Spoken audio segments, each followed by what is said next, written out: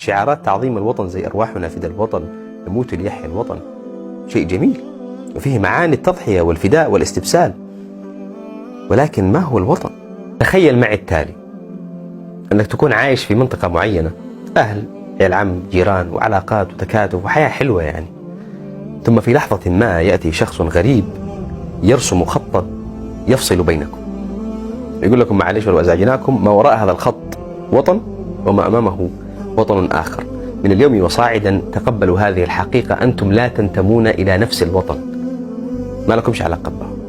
كل فريق يبحث عن ما يميزه عن الآخر اللي هم أهله، ويعزز هذا الاختلاف في نفوس أبنائه. يعني حلو التميز، هذا الخط الفاصل شيء مقدس بالنسبة لكم الفريقين، وأي شيء يعزز من أهمية هذا الخط ويرفع مكانته في نفوسكم أيضا مقدس. تمر السنين ويتحول هذا الخط إلى حدود فاصلة بين المنطقتين، أسوار وحواجز، أسلاك شائكة، مدافع ورشاشات. عشان إيش؟ عشان تحمي منطقتك من عيال عمك أهلك، وهم يسكتوا يعني؟ لا طبعا، لازم يحموا وطنهم منك. وإذا فكرت تزور أهلك طبعا أكيد ممكن، بس ليش؟ مرض؟ أهلا وسهلا، بس معلش تحتاج فيزا. معك جواز سفر؟ لازم جواز سفر. أهلا وسهلا، بس صلاحيته لازم على الأقل 6 أشهر. أهلا وسهلا، بس يا ريت تعطينا خطة السفر. كم جالس إن شاء الله؟ في أي مدينة بتسكن؟ داخل جو بر بحر؟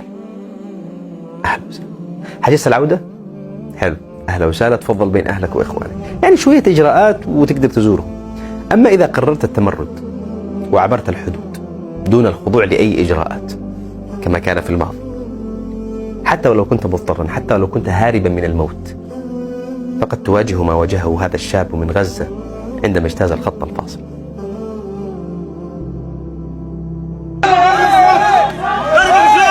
أنا شايف الجيش المصري، ضرب الأولاد، سلم ربي الولد، سلم ربي الولد، سلم ربي الولد. هذا في أحسن الأحوال. في عام 2015 شاب من غزة مختل عقليا اجتاز الحدود. كيف تعامل معه جيرانه، أبناء عمومته؟ وتظهر المشاهد الشاب الفلسطيني وقد بدا عاريا تماما وهو يجتاز المنطقة الساحلية الحدودية قبل أن يطلق عليه الجنود المصريون المتمركزون في الثكنات العسكرية على الحدود النار بشكل مباشر دون إنذار أو تحذير.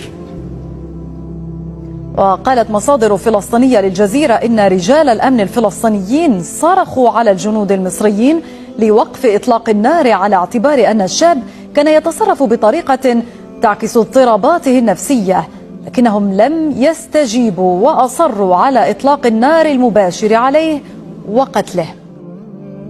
قتل الأخ أخاه.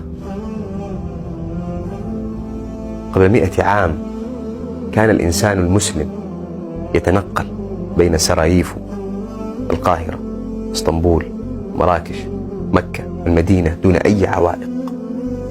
قبل مفهوم الدولة القومية الحديثة لم تكن هنالك الحدود التي نعرفها اليوم. بعد تصدير هذا المفهوم ربما بدا الأمر غريبا أو مستنكرا في مراحله الأولى، لكن بالتأكيد لو اشتغلت على ترسيخ الفكرة وتعظيمها لدى الأجيال التالية سواء عن طريق المدارس أو غيرها، فستصبح هذه الخرائط مرسومة الحدود شيء بديهي لديهم، لا تثير التساؤل عن أصلها وكيفية صنعها. لن يستطيعوا حتى تخيل الحياة بدونها. تخيل بلادك بدون حدود، ضياع لا نهاية. يعني حتى من خلال الضرب، فكرة الحدود القومية هذه هي فكرة سخيفة، وفي قصة طريفة ممكن توضح ليش سخيفة. فرنسا وبريطانيا وهم جالسين يرسموا لنا الحدود، يعني يرسموا خط حول المنطقة التي ستصبح فيما بعد وطن.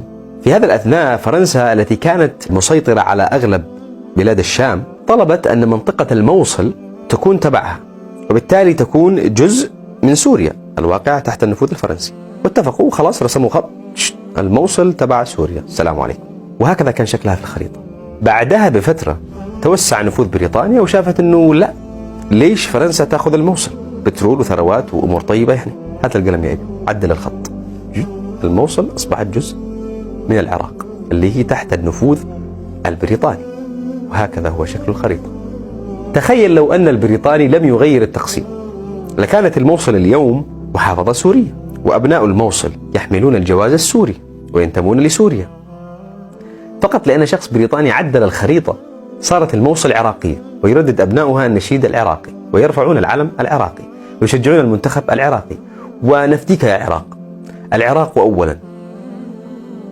المسألة محتاجة إعادة نظر شوية.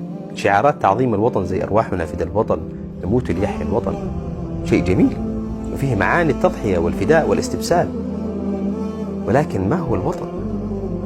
هل هو هذا الخط الفاصل بيني وبين أناس أشترك معهم في الدين واللغة وربما النسب والقبيلة؟ هل يحصل هذه القيم النبيلة خط رسمه شخص ما في عهد قريب؟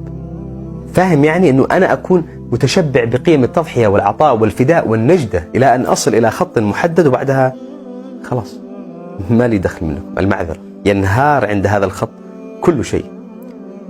من المستفيد هنا؟ أنت أم الضباع التي استفردت بأخيك وحيدتك؟ وغدا قد تستفرد بك وتحيده. فكرة الدولة القومية الحديثة هي منتج غربي في الأساس، وصلوا له بعد ظروف معينة خاصة بهم وصراعات دارت داخل أوروبا وبين مكوناتها الدينية والسياسية ومواضيع اقتصادية وليلة طويلة. المهم تم تصدير هذا النموذج الغربي كمنتج نهائي قابل للاستخدام في أي زمان ومكان ومع أي حضارة، أيا كان تاريخك أو بيئتك أو مجتمعك أو دينك، تقدر تستخدم هذا النموذج. نسق أمورك طيب. وتم فرضه علينا، وأخلصنا جدا في استعمالنا لهذا المنتج أكثر من صانعه. كيف؟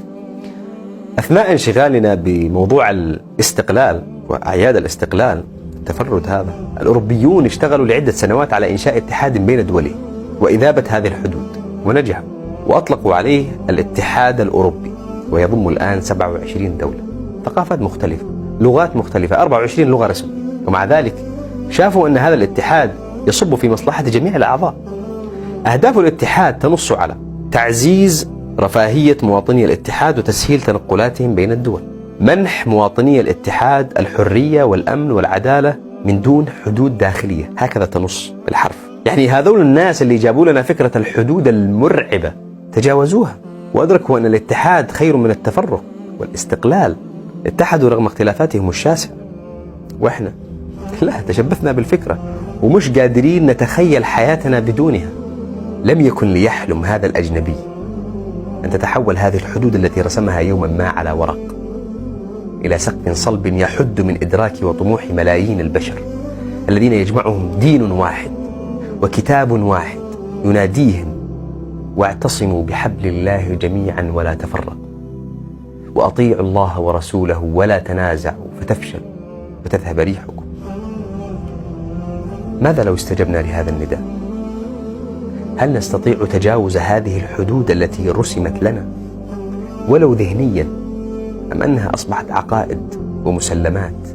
ماذا لو كان شعارنا: وحيثما ذكر اسم الله في بلد عددت ذاك الحمى من لب أوطاني؟